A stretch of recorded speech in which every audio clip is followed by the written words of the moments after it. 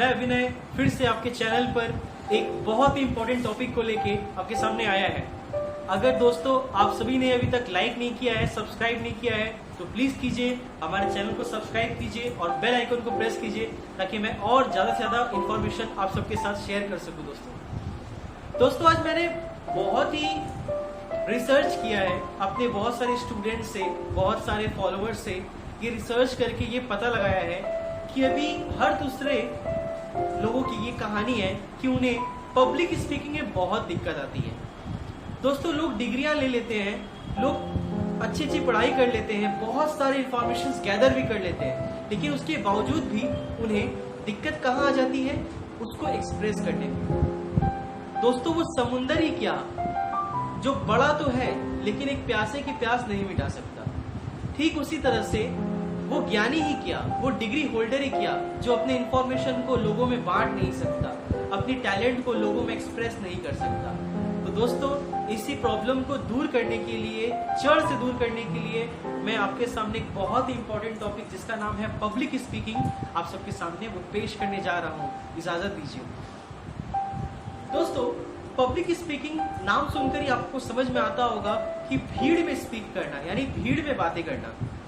तो दोस्तों ये एक प्रॉब्लम नहीं है, this is a solution because it motivates अस। ये हमें प्रेरणा देती है कि हम कितने कॉन्फिडेंट हैं। It's a reflection to us कि हम लोग कितने ज्यादा विश्वास करते हैं, how much we are self confident. उसके लिए हमें बताती है। दोस्तों पब्लिक स्पीकिंग को सीखने से पहले मैं आपको एक बात बता देना चाहता हूँ कि भीड़ में बात करने से पहले जो सबसे ज्यादा इंपॉर्टेंट है वो है खुद से बात करना। यस दोस्तों, the self conversation is the most important thing to prepare yourself for speaking in the public. Yes दोस्तों आप एक बात बताइए, आपको आश्चर्य होता होगा कि आपने इतनी सारी पढ़ाइयां की, इतनी सारी नॉलेज आपने गैदर की, लेकिन आप बोल क्यों नहीं पाते हैं? स्वाभाविक सी बात है, अगर आपके पास नॉलेज है तो कॉन्फिडेंस भी तो होना चाहिए, क्योंकि जिसके बारे में मुझे नॉलेज है उसके बारे में मुझे विश्वास भी है कि मैं जो बोलने जा रहा हूँ वो सच होगा, लोग उसको अप्रिशिएट करेंगे, लोग उसको सच मानेंगे। लेकिन दोस्तों ऐसा क्यों नहीं होता है? आप कॉन्फिडेंस क्यों नहीं ला पाते हो? आप पब्लिक में स्पीक करने के लिए अपने आप को प्रिपेयर क्यों नहीं कर पाते हो? क्योंकि दोस्तों जो इंसान खुद से बात नहीं कर सकता, जो इंसान खुद को फेस नहीं कर सकता, वो भला भीड़ को क्या फेस करेगा? क्योंकि हम खुद को सबसे ज्यादा जानते हैं, इसके बावजूद हमें ये भी पता होता है कि अगर हम खुद से बातें करेंगे तो मैं अपने आप को कभी जज नहीं करने वाला। Without the fear of judgement मैं अपने आप से बात नहीं करता, लेकिन तो मैं क्राउड में कैसे बात करूंगा? दोस्तों हमारी रोजमर्रा की जिंदगी में हम लोग बहुत सारे काम करते हैं। कोई एम्प्लॉय है तो वो ऑफिस में घंटों काम करता है, कोई स्टूडेंट है तो वो घंटों स्कूल कॉलेज में होता है। तो दोस्तों इतने सारे काम करने के बाद हम लोग और भी काम करते हैं, खेलते हैं, कूदते हैं, अड्डा मारते हैं दोस्तों के साथ, अपने बहुत सारे कन्वर्सेशन करते हैं, सबके साथ घंटों फोन कॉल पे बात करते हैं, लेकिन खुद को एक सेकंड भी नहीं देते। दोस्तों आपको जान के ताज्जुब होगा, 3600 सेकंड में हम लोग एक सेकंड भी खुद से बातें नहीं करते, तो भला हमें दूसरों से बात करना कैसे आ सकता? तो दोस्तों first point to learn public speaking, first learn to speak yourself. दूसरी चीज जो कि बहुत ज्यादा इंपॉर्टेंट है वो है फियर ऑफ जजमेंट। यस दोस्तों ये मैं पॉइंट आप सबसे रिलेट करना चाहता हूँ।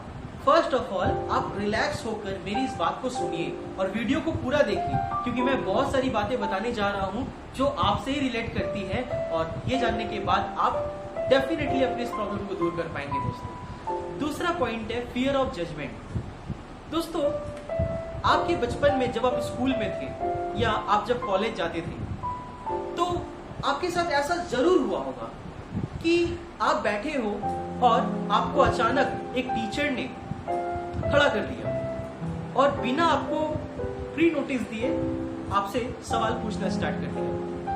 दोस्तों आप तो बहुत घबरा जाएंगे, क्योंकि आपको पता है कि अगर मैंने गलत जवाब दिया तो टीचर तो मुझे पनिश करेगा ही, साथ ही साथ मेरे जितने क्लासमेट्स हैं वो सब मुझ पर हंसेंगे। चलिए वो बात तो एक थी।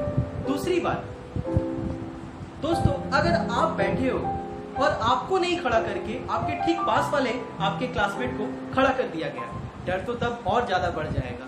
क्योंकि उस वक्त तो आपको डरने का पूरा टाइम मिल जाएगा, क्योंकि आपको पता है कि आपका फ्रेंड अगर नहीं बोल पाया तो अगला नंबर आपका है। तो उस केस में आप डर जाते हो दोस्तों। क्यों होता है ऐसा? कभी खुद को नर्चर किए हो, कभी क्वेश्चन पूछे हो खुद से, ऐसा क्यों होता है दोस्तों? इसका कारण ये है कि आपको डर लगता है। यस, आप खुद से डरते हो। आपको डर इसलिए लगता है कि अगर आपने गलत कुछ बोल दिया तो वहां बैठे जितने भी आपके क्लासमेट है ना, सब आपको जज कर बैठेंगे कि आप सही हो या गलत हो। सही हो तो ठीक है, बट अगर गलत हो तो आप पर हंसी उड़ाई जाएगी दोस्तों, आपकी हंसी उड़ाई जाएगी, आपको मजाक समझा जाएगा। ये जो बातें हैं ना, ये बातें ही आपको आगे बढ़ने से रोकती है।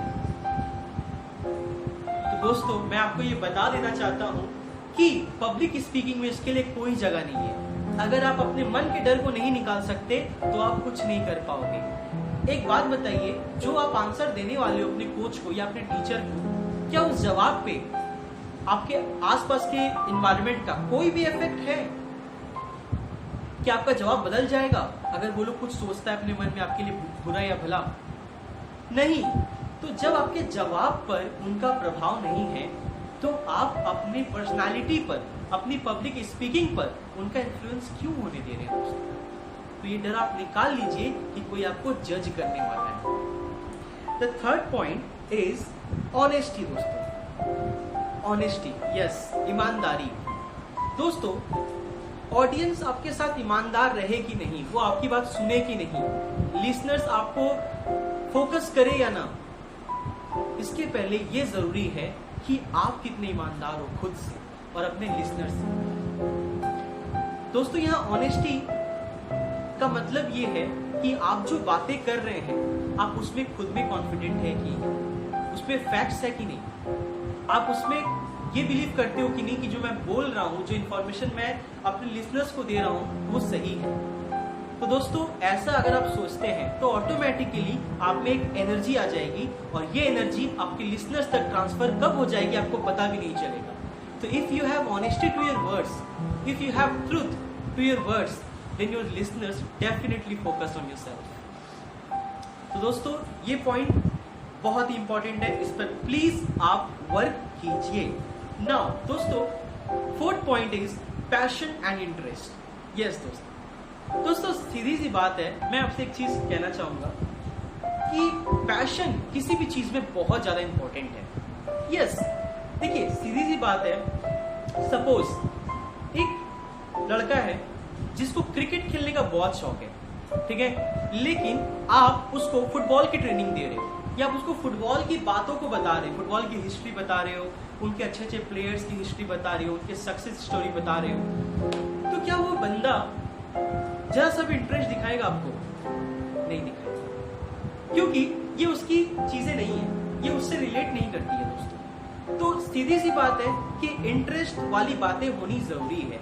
आप अगर अच्छा स्पीच दे रहे हो तो ये आपको ध्यान में रखना पड़ेगा, you will only be a good speaker when you are talking related to that person and with the interest and passion. क्योंकि दोस्तों, अगर आप में पैशन नहीं होगा तो आप वो पैशन की एनर्जी अपने स्टूडेंट या फिर अपने ऑडियंस और लिसनर्स तक ट्रांसफर नहीं कर सकते।